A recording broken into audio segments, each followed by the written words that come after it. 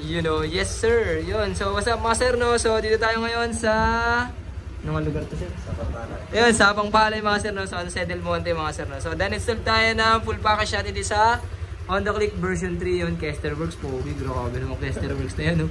Tapos then underglow lights niya mga sir, no? Titanium shift to red mga sir. Pag nagbe-brake nagre-red. Pared nga ako boy. Yun, okay, grabe. Kesterworks sa likod. Yun, very good. Pati mga bulsa mga sir meron ah. Tapos hazard nga pre. You know, hazard grabe. You know. Tapos danisto din tayo ng tie switch version 3, blue yung backlight mga sir, no. So ito yung back to stock mode ng busina, tapos ito yung kanyang underglow light. So patayan yan. Okay, wala na, patay na. Yes, sir. Tapos sa kabila naman yung mini driving light mga sir, no. Ito yung mini driving light, low beam. Yan, high beam, no. DKR 30 watts mga sir yan. Tapos ito naman yung starter niya, yun. Stock pa din yun na starter, yun. So, pakita ko sa inyo sa kabila. Ito yung passing light. Yan. Passing light parang makikiraan ka tapos mag-blinker ka yan. Parang warning indicator lang. Tapos ito naman yung high and low ng stock na headlight yan. Yun, stock pa rin. All stock. Tapos ito naman yung hazard, switch ng hazard yan.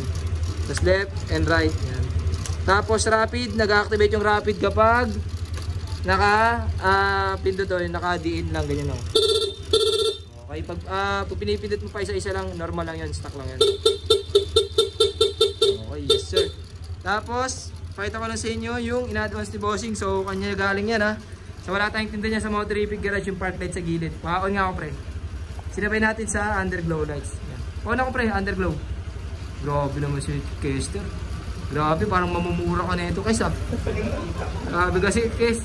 Yan, sa function ng mini driving light, low beam nga, pre. Yan. High beam. Yan, okay. Off mo, pre. Yan, grabe. Kesterworks. All. In-off na ni Kester lahat. Yan, off mo lang yung driving light, pre. Yan, tapos, passing light, pre. Function ng passing light, low beam nga, pre. Yan. Ay, pag naka-off, off mo na, pre. Off. Passing. Yan. Pag naka-low beam, may passing light, no? So, wala lang reversible passing pag DKR 30 watts. Tapos, stock horn nga, pre. Stock horn, off mo muna lahat. Off mo muna lahat, yan. Stock horn, okay.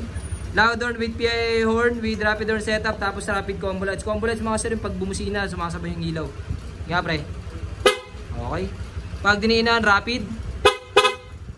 Grabe ka naman, Kesterworks. Isa pa, pre. Dinan. Okay, yes sir, thank you. You know. So sa lahat ng gusto magpa-install, PM nyo lang po si Motorific Garage, no? Yung stainless pala na bracket, ginamit natin dyan. Left and right mga pre.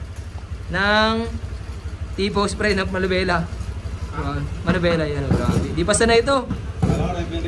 Yan o, grabe. Galing talaga ni Kesterworks. Hazard pre. Pakita mo yung hazard, yun o, yes sir. Tapos ano na lahat ng underglow lights. Grabe. Pogi. Yes sir.